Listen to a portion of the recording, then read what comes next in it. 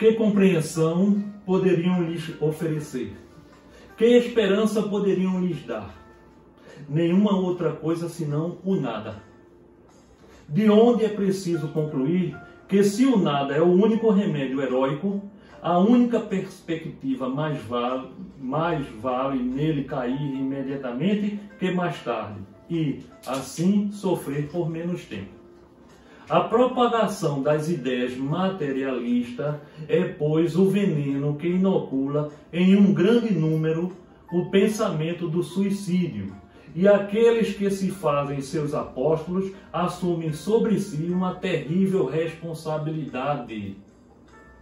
Com o Espiritismo, entre parênteses, cristianismo, não sendo mais permitido a dúvida, o aspecto da vida muda.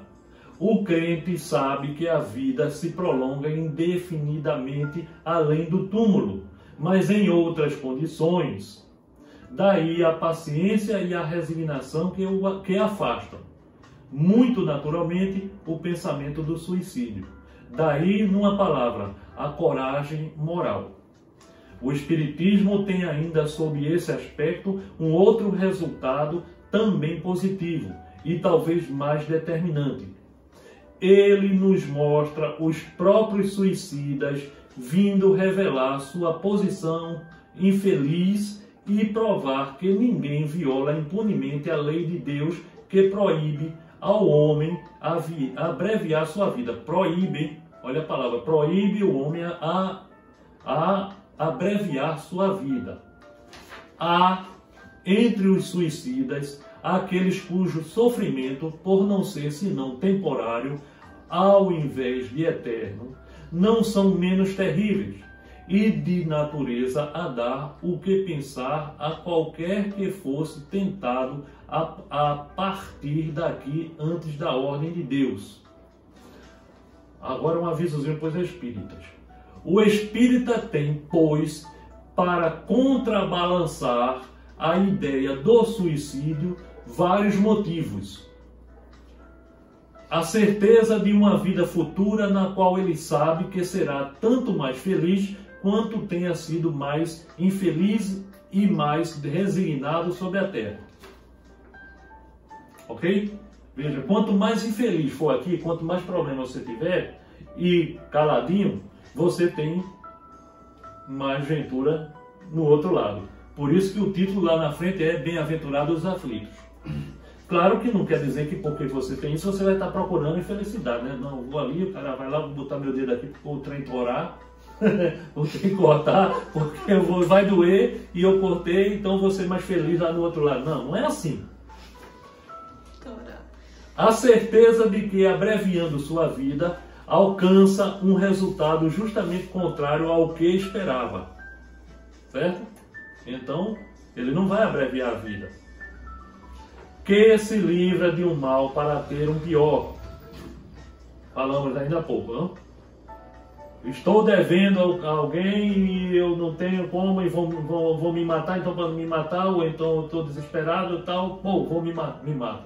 Ok, se livrou da dívida, mas vai continuar do outro lado por 1000, 100 anos, 200 anos, 300 anos, 1000 anos e tal, fazendo a mesma coisa, porque a outra já se chateou aí porque não queria fazer. Não, eu tô imaginando, sabe o que? Se eu sei, eu tô prestes a ser, sei lá, moída por aquelas máquinas de triturar alguma coisa. E no caso, eu vou deixar que isso aconteça, ao invés de tirar a minha vida, eu acho que eu deixar isso acontecer não. Bem, existe, pegando um gancho nisso aí que você disse, existe uma coisa onde o suicídio tá vazando ali. O suicídio é o contrário. Que é um suicídio, mas tem um atenuante. Ok? Então, por favor, me lembrem disso daí, porque eu falo já, creio que isso não fala aqui. Que se engana, se crê em se matando e ir mais depressa para o céu. Isso é um engano. Você acha, quando nós fizemos a rodinha aqui, então o umbral suave seria o céu já, né? Olha, e nós não estamos nem na quinta dimensão ainda. Já seria o céu. E acha que iria para o céu se matando. Né, Quinho? Nada disso. que o suicídio é um obstáculo para que ele se reúna no outro mundo aos objetos das suas afeições que esperava ali reencontrar. Então ele é consciente, o espírita já é consciente que, uma vez que ele sabe que os seus parentes que ele ama estão do outro lado esperando, se ele se suicida não vai encontrar nenhum. Porque se os outros não estão lá no umbral grosso, no inferno, os outros estão, digamos assim, os outros estão numa situação boa. Ele não encontra nenhum. E ainda tem mais. O suicida, dependendo do suicídio, ele estará em situações diferentes de suicídio. Por exemplo, quem pulou do despenhadeiro, né, da ponte, então estão juntos aqueles que estão lá pulando da ponte. Mas aquele que pulou do prédio não está junto dos que pularam da ponte, não. Está tudo na tropinha do prédio. Aquele que deu tiro na boca está junto dos outros que estão dando tiro na boca. É um vendo o outro, a cabeça despedaçada, lá vai, daqui a pouco de novo e assim vai. Olha como é complicada a coisa. De onde a consequência de que o suicídio, não lhe dando senão decepções, está contra seus próprios interesses. Ok? Espero que você que pensa, aliás, tem uma amiga que falou que não falou que estava pensando, mas era um jeito de suicidar-se. Eu não vou dizer o nome desta. É mais uma que eu gosto muito, e ela sabe muito bem disso, mas não vou dizer. Porém, aqui está a sua resposta. Tira isso da cabeça, porque isso não funciona. Eu sei que já tirou, porque já me falou de outras coisas, mas eu pegando um gancho, eu me lembrei agora, então eu estou dizendo. Também o número dos suicídios impedidos pelo Espiritismo é considerável. E pode-se disso concluir que, quando todo mundo for espírita, não haverá mais suicídios conscientes. Em si, comparando, pois, os resultados das doutrinas materialista e espírita sob o único ponto de vista do suicídio, nós não estamos falando das outras coisas, veremos que a lógica de uma a ele conduz, quer dizer, a lógica da doutrina materialista induz as pessoas a suicidarem-se. Né? Mesmo que a pessoa não saiba disso, mas vai terminar chegando a essa conclusão. Enquanto que a lógica da outra dele desvia. O que está confirmado pela experiência. Pela experiência. Ok? Muito bem. Pergunta sobre isso. Alguma pergunta sobre isso, gente? Não? Todo mundo satisfeito? Eu tenho uma pergunta. Lembra no filme de Divaldo Franco? Assistiram, foi? Sim. Nós assistimos. Ele ia se suicidar, pular da ponte. Sim. E aí vem o espírito do irmão dele, parece que impede ele. Toda pessoa que vai se suicidar é obrigada a receber uma ajuda, seja uma pessoa, né? Já no caso dele, ele era médium, ele via os espíritos. Mas toda pessoa que vai estar prestes a cometer suicídio recebe ajuda para tentar impedir que isso aconteça? Todos nós, independente de suicidas ou não suicidas, estamos recebendo ajuda constantemente. Em todos os momentos. Todos os momentos. Agora, quanto mais nós conscientemente invocarmos os nossos anjos da guarda, mais eles têm força para nos ajudar. Não é força que ele precisa ter força para ajudar, não, mas nós permitimos. Falamos numa dessas na semana passada, ou foi atrasada, a respeito da obsessão. Então, por que o obsessor chega? Por que ele encosta? Porque você dá margem para ele, você baixa a vibração, então ele é afinidade de frequência vibratória. Se você baixa a vibração, a tropa da vibração condizente com aquela vibração encosta. Se você eleva, ele se afasta, porque a escuridão não consegue penetrar na luz. Ok? Bom, alguma pergunta sobre esse assunto? Não? Então eu estou decepcionado com todos os dois, porque eu pedi para me lembrar de uma coisa que seria vontade e não me lembraram. Esqueceu? Tudo bem, já esqueceu, tá certo. Já sabia que tinha esquecido. Mas uma atenuante, gente, não é agravante, é piorar. Atenuar é amenizar. Nesse caso, é um suicídio que não é considerado suicídio. Um exemplo, eu prefiro dar o exemplo que será mais rápido porque eu tenho pouco tempo e tenho muito assunto para falar ainda. Que é o seguinte, imagine que o Hernani aqui é um bombeiro. Na verdade ele nem é um bombeiro, ele não é bombeiro não, é só um charlatão de bombeiro. Né? E a casa que ele está, ele tem uma casa lá que está pegando fogo. Você vê muito isso em filme, ele quer falar alguma coisa, eu vou perder o assunto, então eu vou falar, esqueça não. Então ele está lá, a casa pegando fogo e se diz que tem uma criança lá dentro, está lá, não conseguiu sair, não conseguiu escapar. E ele lá desesperado, e diz, não, todo mundo vai morrer, se você for, você vai morrer, espera os bombeiros e tal, e isso não dá para esperar os bombeiros. E o Hernani vai, mesmo sabendo que corre risco de morrer, e é um suicídio, ele vai. Ele enfrenta para salvar a criança. E ele morre lá, ele cometeu um suicídio. Mas esse aí é um suicídio diferente, ele foi pensando salvar uma vida. Ele cometeu suicídio dentro da história, mas a vibração é de bondade, não é de tirar a vida. E por quê? O suicídio é o maior crime que nós podemos cometer diante das leis de Deus. É porque, gente, se Jesus passou 1000 anos para entrar numa carnezinha dessa, nisso aqui, gente, dá um trabalho tão grande para fazer isso aqui, para que nós possamos usar. E olha, somos nós mesmos que fazemos e é por misericórdia. Cada um de nós está aqui nesse momento do planeta por méritos. Nós chegamos antes, pedimos antes, mas estava assim de espírito querendo entrar. E naquele momento só podia entrar uma quantidade. E ficaram para trás. E nós recebemos por misericórdia de Deus, por méritos entramos. Aí quando chega aqui, esquecemos do passado e vamos tirar a vida. É um crime muito grande. É por isso que nós temos que lutar contra isso. Qual era a sua pergunta? Não, é que o meu sonho só queria ser bombeiro mesmo. Ah, o seu sonho é ser bombeiro. Mas já sei, é ser bombeiro e salvar a vida, né, ali na praia. Não, só quer ficar lá na beira da praia, sozinho, calção curto, olhando as meninas. Tem bombeiro que só quer ser bombeiro para ali, não quer ser bombeiro para entrar no fogo, não. Olha, esse assunto aqui é pequenininho, vamos nós. 10 minutos. 10 minutos? Uhum. 10 minutos. Então o resto nós vamos gastar com Jesus. A origem oculta das doenças vamos falar com Ramatiz. A pergunta: quais são as espécies de perturbações que originam o câncer? Resposta: certos tipos de câncer que se prolongam por várias encarnações do mesmo espírito são resultantes da magia negra, do enfeitiçamento ou da hipnose para fins lucrativos, egoístas, lúbricos. Lúbricos é uma palavra que quer dizer escorregadio, que pode ser muito liso, que escorregar. Então, egoístas, escorregadios, ou de vingança que alguns espíritos têm praticado contra seus semelhantes desde os tempos imemoriais da extinta civilização atlântida. Estão vendo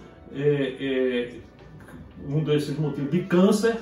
Vejam bem, nós falamos na semana passada, tenho quase certeza, que os médicos veterinários, todas as profissões, professores e tal, agora uns mais, outros menos, mas que não tiver conhecimento da espiritualidade, que não estiver fazendo associação com sabedoria, com conhecimento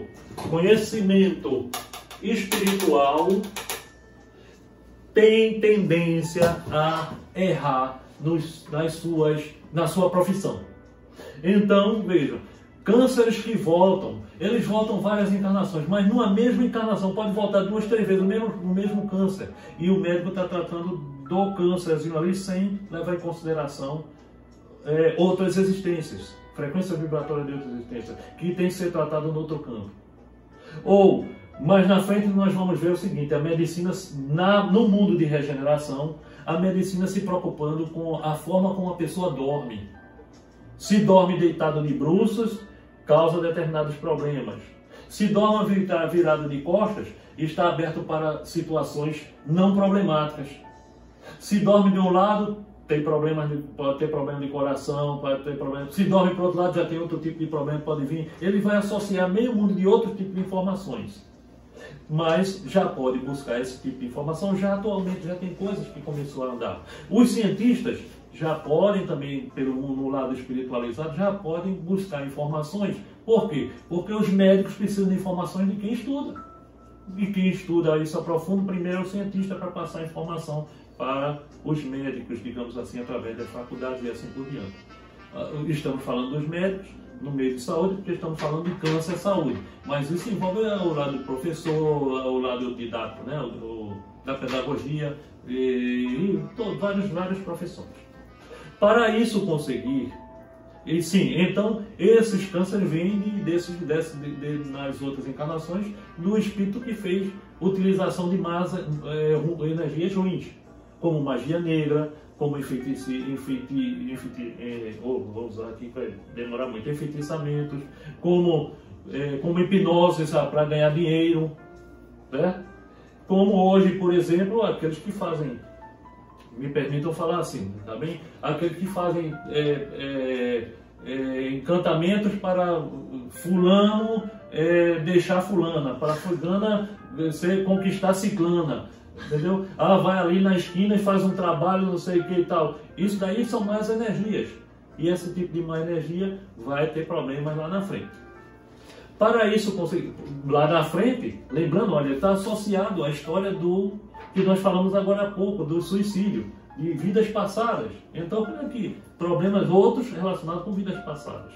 Para isso conseguir, esses espíritos dominavam e manipulavam um dos elementos primários, ou energia fecundante do astral inferior, que deveria servir de veículo para suas operações perniciosas, ou seja, que prejudica ou causa danos, que é perigoso para outras pessoas ou outros seres. Tendo sido esse elemento usado depreciativamente, terminou incorporando-se ao perispírito dos seus próprios agentes delituosos, ou seja, criminosos. Então ele usou essa energia e essa energia fica nele. Lembra que nós já falamos? Eu penso mal de Hernani, o Hernani vai receber o mal que eu estou pensando. É frequência vibratória, é onda. Mas a onda partiu de mim. Então o pensamento que chegou nele, a energia que chegou nele, primeiro partiu de mim. Eu sou o primeiro prejudicado. Então eles fizeram mal, mas eles estavam fazendo mal a outra pessoa, mas primeiro estavam fazendo consigo mesmo. Pergunta: se a vibração dele está bem alta, o mal que foi enviado, esse pensamento mal negativo, chega a ele, atinge ele? Pode atingir, mas bate lá e volta. Não penetra. Então, se não penetra, como é que atinge? Bate e volta, digamos assim. É como se fosse uma onda que você jogou no meio da lagoa, a onda vai até a margem, bate na margem e volta para onde iniciou. Então não atinge, né? Bom, atinge no limite que tocou e voltou, mas não penetrou. Uhum. Pergunta? Sim, e se sua vibração estiver fraca, só que mesmo assim ainda vai ser atingido? A vibração fraca vai penetrar, porque é a frequência vibratória. Você baixou a guarda, abriu brecha, certo? Abriu uma fendazinha, entra igualzinho uma coisa aqui. Tem a parede e na parede tem uma rachadura. Então pode estar todo o restante fechado, mas por aquela brechinha ali vai passar, seja o que for.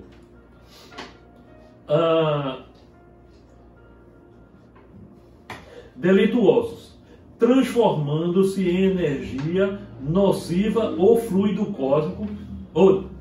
fluido tóxico que, ao ser expurgado para a matéria, desorganiza as bases eletrônicas do aglutinamento das células. Olha aqui, uma parede que está toda aglutinadazinha, mas como ele utilizou energia nociva, ele vai minando, vai enferrujando e daqui a pouco abre a brecha e penetra a coisa ruim na matéria que deveria estar expurgando, porque é para que serve a matéria. A célula está tudo concentradazinha, mas daqui a pouco ela abre a brecha e o mal acontece, dando ensejo à formação de cânceres malignos ou provocando a leucemia pelo excesso dos glóbulos brancos. Qualquer estudante de magia sabe que toda energia ou elemental primário a ser usado para esse fim deve, em primeiro lugar, ser atraído pela mente do magista, em quantidade necessária para sustentar a operação projetada. Então ele primeiro puxa aquela energia que ele precisa utilizar para fazer a coisa acontecer. E quando ele puxa, ele está trazendo problema para ele para poder soltar. Então ele causa um problema para ele, depois vai soltando o outro.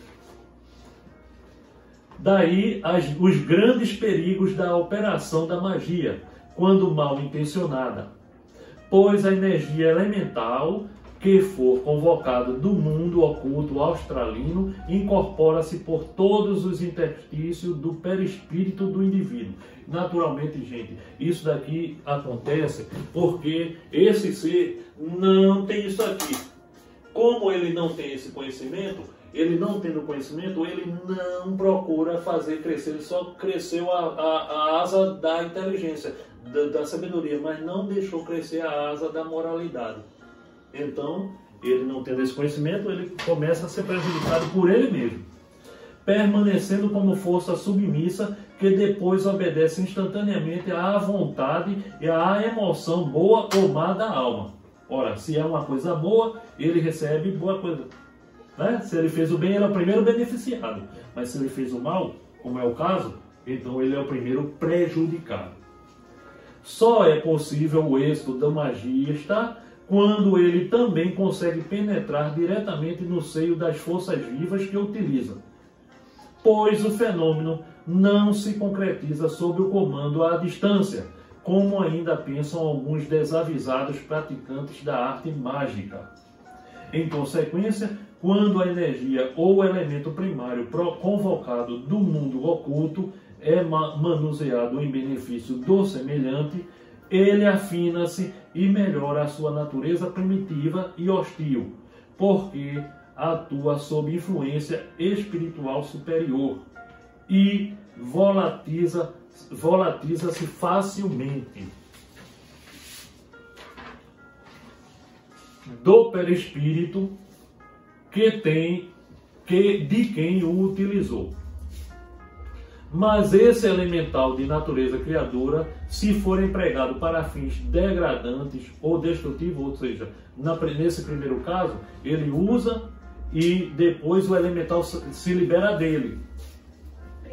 Ele usa para o bem, foi nele, e depois ele se libera, ele volta para o meio normal, porque ele não precisa daquilo. Mas se ele usa para o mal, né?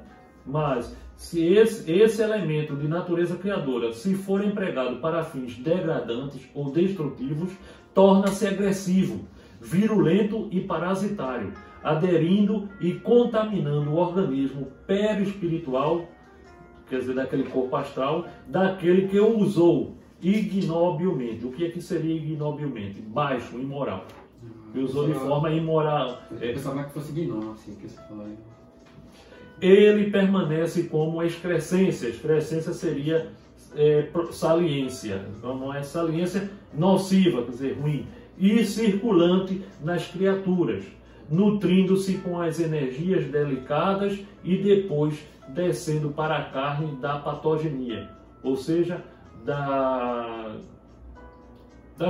bom, eu posso dizer, mas vou dizer dessa forma aqui. Da análise das causas e do desenvolvimento através dos quais uma doença evolui. Então, da patogenia seria através das causas que fazem com que uma doença evolua. Que evolua uma doença, no caso que nós estamos vendo, o câncer. Tá? Cumprindo-se o karma do ódio, da vingança, da crueldade e de outras ações contra o próximo. Então, veja a importância de saber essas coisas. Para que o médico humano, ele se conscientize de que ele precisa ter maiores informações aprofundadas de um mundo espiritual, de vidas anteriores, onde ele possa atuar no meio da carne para atingir o objetivo que ele se propôs, que é curar e salvar vidas. Coisa que no mundo de regeneração será mais fácil. e ele já faz parte dessa transição. Ninguém está aqui de graça. Bom, nosso tempo, gente, já terminou. Eu já recebi aqui o aviso de que já era. Mas vamos mais educadamente fazer a nossa última parte, esperando que dê tudo certo aí. Só tem um problema. Qual vai ser o problema? Quando se fala de Jesus e Maria, você tem que falar lento. Eu fico preocupado é que o vídeo eu não consiga baixar, mas se não for isso, tá tudo bem. Eu tenho que falar de Jesus e Maria, não vou falar tão lento não, vou falar mais rápido, gente. Bom, Jesus e Maria, no livro O Sublime Peregrino, nós estamos falando na página 203 para quem tiver. Aliás, a nossa amiga e irmã também, estou lembrando agora de cabeça, Edna Teodósio, que já falamos dela outra vez aqui, é de Minas Gerais, ela pediu algumas indicações, como também Fátima Goiking, que já está lá, se não me engano, no Paraná. Cada uma pediu uma coisa de forma diferente. Fátima eu falarei mais na frente de forma direta com ela. Mas Edna já pode, se quiser, procurar o Sublime Peregrino, que vai atendê-la muito bem. O espírito é Ramatiz, eu não lembro quem é o canalizador, mas o Sublime Peregrino, se eu não me engano, a editora Consciência Ramatiz. Já é um dos livros. A pergunta de hoje é a seguinte: ser-vos-á possível dar-nos minúcias de algum diálogo mais íntimo entre José e Jesus? Ora, entrou José dessa vez, ok? Coisa que nós não temos na Bíblia, nós não temos em outros lugares. Vamos ver se teve alguma coisa de Jesus, de José e Jesus. A resposta de Ramatiz: todos os acontecimentos ocorridos com o Mestre Jesus, desde o seu nascimento até a sua crucificação, ficaram vivamente gravados no éter que impregna o universo, ou a caixa. Esse aqui ficou principalmente gravado, e está grifado aqui por mim, porque foi de propósito. Muito se fala por aí sobre registros acásticos, e aqui ele mencionou, gravado no éter. O que é que vinha a ser isso? Gente, o que acontece é o seguinte: tudo que nós fazemos, isso que nós estamos fazendo aqui, conversando, falando, passando informação, nós aqui, isso é em tudo. Na sua casa você está fazendo, o que estiver fazendo, seja o que for, tudo isso fica registrado nos universos. Tudo em todos os tempos, nada se perde. Qualquer coisinha que nós façamos, seja de boa, seja de ruim. Está tudo gravado. É um gravador assim, super. Ok? Então, eu não sei se ele fala aqui, mas Ramatiz foi buscar essas informações no registro acástico, que está guardado. E, claro, ele tem acesso, ele sabe como fazer. Lembra que nós vamos ter acesso ao nosso passado? Por que nós vamos ter acesso? Porque está tudo gravado. Hoje nós não lembramos, mas está tudo gravado nos universos. Agora, a quem interessar, use. É uma big biblioteca.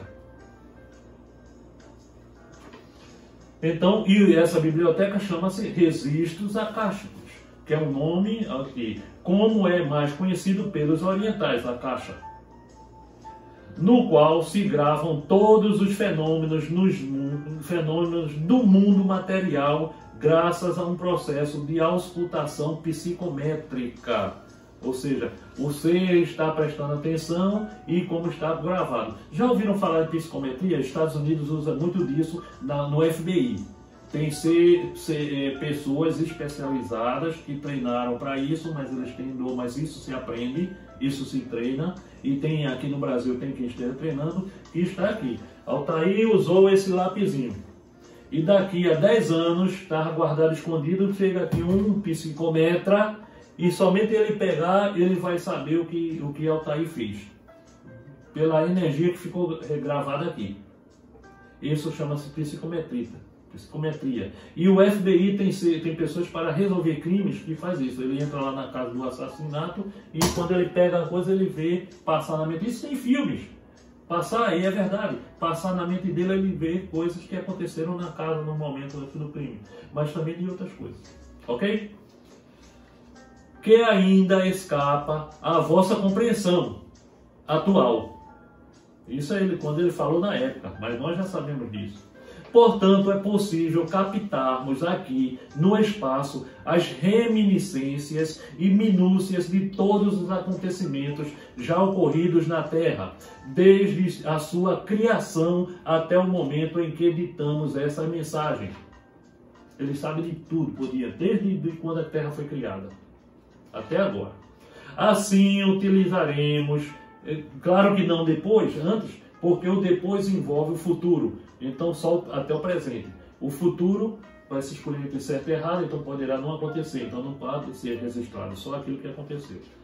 Assim, utilizaremos esse processo sideral para nos sintonizarmos com a frequência vibratória da faixa psíquica da vida de Jesus e de José, focalizando-os na Judéia há 2000 anos. José, no final de sua existência, devido à sua avançada sensibilidade espiritual, percebeu-se de que Jesus era realmente um ser superior e que ele, como pai, também era parte da obra messiânica do seu filho. Aliás, o Alto desejava que ele pressentisse a tarefa de Jesus antes de partir do mundo terráqueo, antes de morrer. Certa vez, José sentiu-se confrangido ante aquela aflição incontida que se manifestava a miúde em Jesus, pois desconhecia que se tratava de uma ansiedade espiritual incomum e não de qualquer desajuste psíquico. Então chegou-se a ele e indagou afetuosamente: Jesus, qual é o motivo de tua aflição e desse sofrer constante?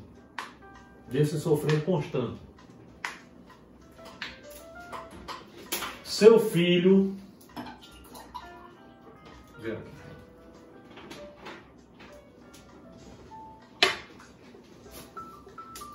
Seu filho demorou-se em responder. Porém, seus olhos doces e serenos traíam profunda concentração espiritual.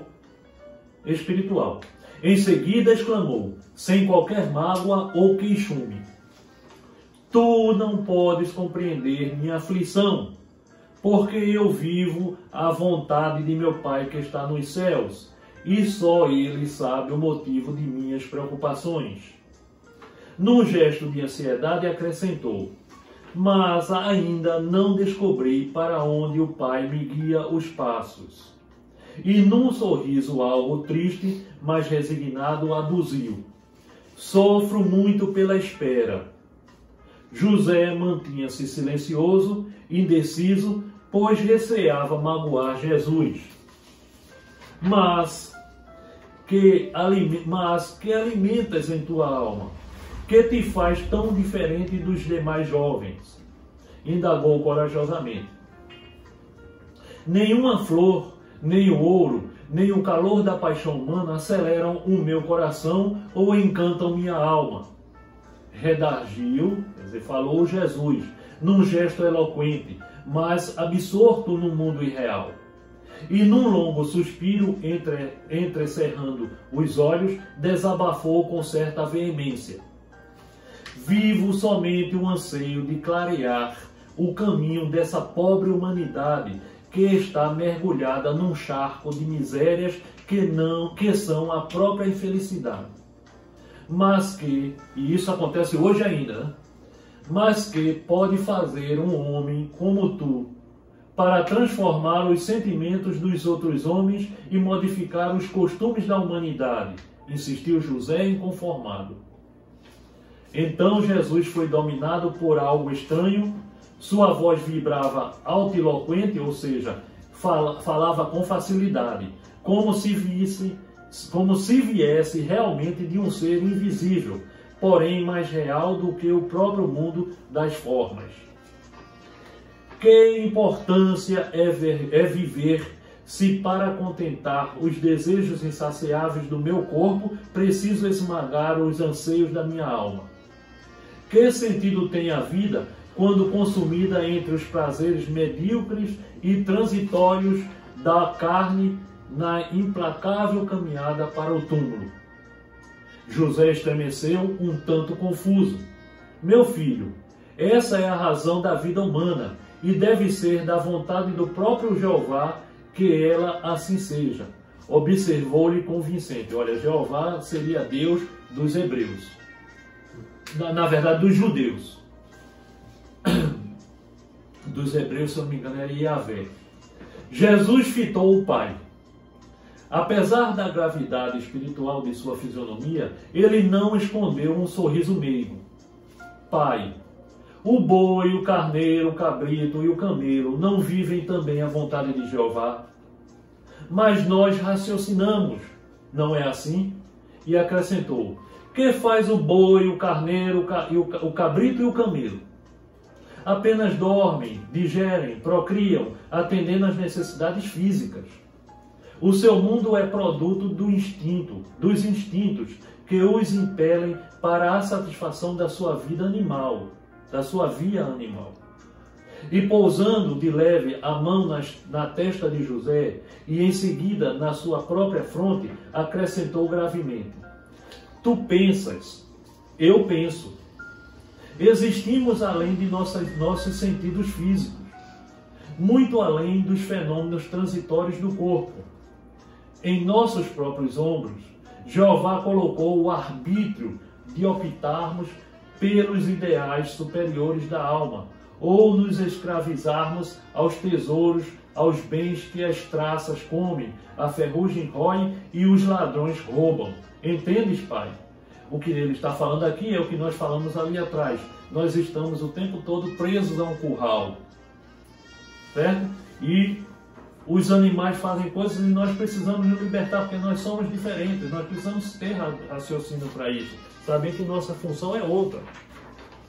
José parecia fatigado ao acompanhar Jesus nos seus altos voos filosóficos.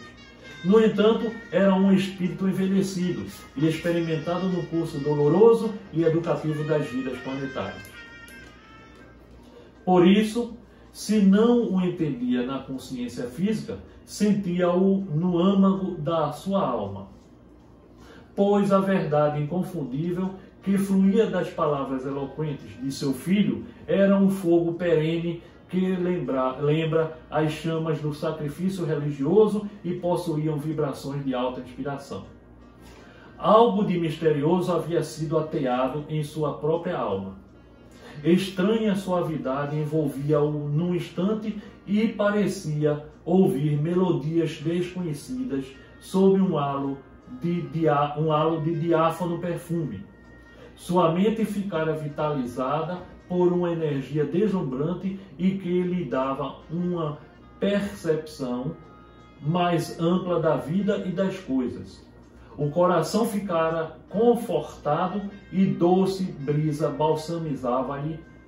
balsamiza-lhe a alma. Porém, pouco a pouco, delineou-se o cenário triste do mundo de formas pesadas e obscuras. Então, à frente descortinou a figura de seu filho Jesus. Mas, de súbito, estranha emoção invadiu-lhe o coração e sua alma entreviu, na memória espiritual, o quadro do Calvário, embora sem poder defini-lo em sua consciência física.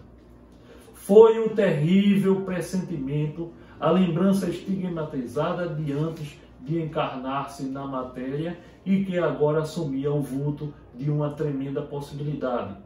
Pesaroso e aflito exclamou, temo por ti, meu filho. Jesus sorriu como se o tivesse compreendido em toda a sua dor e presságio, mas era um sorriso místico, contemplativo, sublime e heróico, que encorajava, pois tinha um halo de beleza impressionante. jamais alguém se perde no seio de meu Pai, que está nos céus. Replicou ele, apontando suavemente para o alto. Quem der sua vida pelo amor de Jeová, ganhá-la-á para toda a eternidade.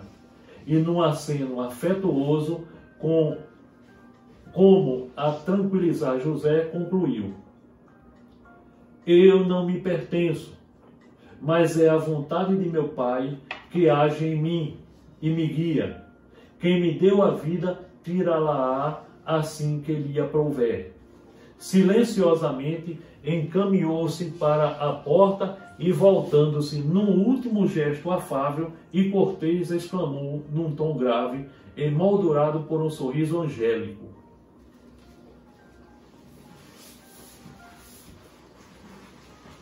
que se cumpra em mim a vontade de meu Pai. José achegou-se à janela de sua modesta habitação e seguiu, com os olhos úmidos, o vulto majestoso de Jesus, caminhando lentamente entre os narcisos, íris e anêmonas que marginavam o caminho da fonte.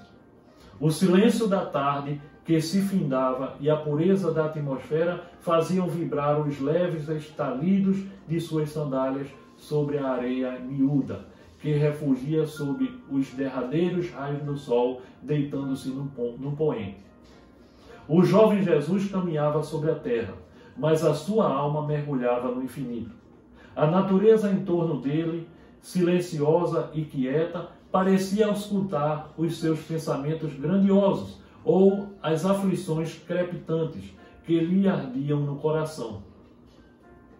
Ele subiu num pequeno outeiro, ou seja, numa pequena elevação de terreno, encimado por uma cúpula de pedras, e sentou-se ali, entre os tufos esverdeados, pontilhados de florinhas silvestres. Espraiou seu olhar sublime sobre a planície verdejante,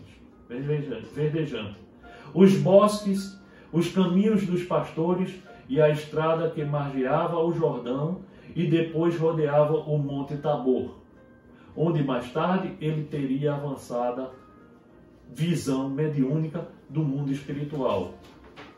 Ao longe, o mar da Galileia brilhava ondeando lantejoulas faiscantes que se fragmentavam ante os reflexos do sol. Os pescadores preparavam as redes para a madrugada e as barcas manchavam a superfície da água com os tons coloridos, desde o índigo até o amarelo claro. A brisa cariciosa que descia das encostas de Nazaré movia de leve os barcos miúdos e também agitava os cabelos sedosos de Jesus. Jesus cruzou as mãos sobre o peito e cerrou os olhos. Um longo suspiro de infinita saudade fluiu de seu coração. O silêncio da tarde, munificante, ou seja, dadivoso, que denota generosidade, de cores, perfume e poesia, o céu tarjado, ornado com cercadura de luz corpuscular, descendo sobre a cabeleira verdejante dos ciprestes e dos cedros esguios, acendia matizes de púrpura, ouro e rosa no formoso cenário da Galileia, beijada pelo sol da tarde. Lembrava talvez a paisagem sonhada por Jesus. Era a moldura atraente e sugestiva à mostra do paraíso, fazendo brotar de sua alma a ternura, o amor e a paz de espírito.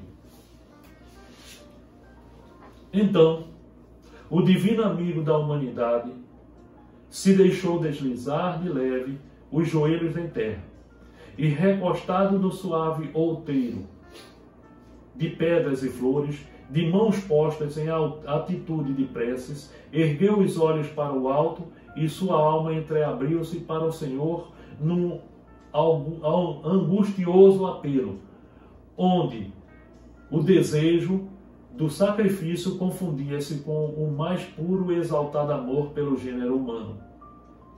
Pai, que a vossa vontade se cumpra em mim até a última gota de meu sangue. Meu sangue era o primeiro vislumbre, a primeira ideia imprecisa, consciente do seu holocausto no Calvário. Intuição viva do motivo principal de sua vida na matéria, e que o arcanjo Gabriel, seu guia, aproveitou naquele momento tão extasiante e de sintonia espiritual para sussurrar-lhe a proximidade dos passos messiânicos. Daquele instante para a frente, definira-se um propósito e se projetara o ideal que trazia do berço e lhe consumia a vida física. A agulha do seu coração apontava para o norte do Calvário e já não guardava dúvida de que sua obra exigiria o sacrifício de sua vida em troca da salvação do homem. No dia seguinte, quando ele desceu a encosta até as margens do Tiberíades, Pedro aceitou-lhe o convite e largou as redes de pesca para segui-lo. Eram realmente os primeiros passos da sua paixão no cumprimento da vontade do Senhor. Então, isso foi grande dessa vez, mas era preciso, nos foi indicado e era preciso que fosse dado, porque é uma coisa nova, uma coisa que nós não tínhamos acesso a essa passagem, nessa particularidade de José e Jesus, e depois nessa primeira informação a respeito da finalidade messiânica dele. Nos faltou uma coisa que nós não vamos falar agora, mas que envolve uma explicação, vai ser para a próxima semana, que envolve uma explicação a respeito do que é o ser fractual, que vai estar, nós vamos deixar esse esquemazinho aqui, porque nesse esquemazinho aqui envolve o ser fractual, que nós vamos explicar o que é que vem a ser isso daqui, que está envolvendo o deusão e o deusinho como sendo você também. E envolve até a resposta da divina, né? Que o ser fractual, fractual quer dizer fractua, fragmento, quebrar. Então nós vamos explicar isso de uma forma um pouquinho, bem devagarzinho. Nós vamos ter menos assunto na próxima semana, bem devagarzinho, para que todo mundo entenda bem, ok? Muito bem, nós vamos fazer nossa prece, será, prometo aqui, olha, estimações do tempo, então vai ser mais rápido ainda dessa vez, mas é de coração. E vamos encerrar nosso trabalho na noite de hoje, ok? Aliás, vamos fazer o seguinte, diferente. Hoje nós vamos em grupo fazer o Pai Nosso, tá bem? Pai Nosso todo mundo sabe, né? Como assim fazer grupo? Não, falar, nós vamos falando o Pai Nosso. Vamos orar a prece em grupo, ok? Eu tenho vergonha. Vergonha não, ninguém vai nem perceber você, que todos estão falando. Ok. Quem é para ter mais vergonha sou eu que estou falando aqui para as pessoas ninguém está vendo. Eu não estou tendo. E se você for mostrado? Não, não sou. Vamos nós. Pai nosso que estás nos céus, santificado seja o vosso nome. Venha a nós o vosso reino. Seja feita a vossa vontade, aqui na terra como no céu.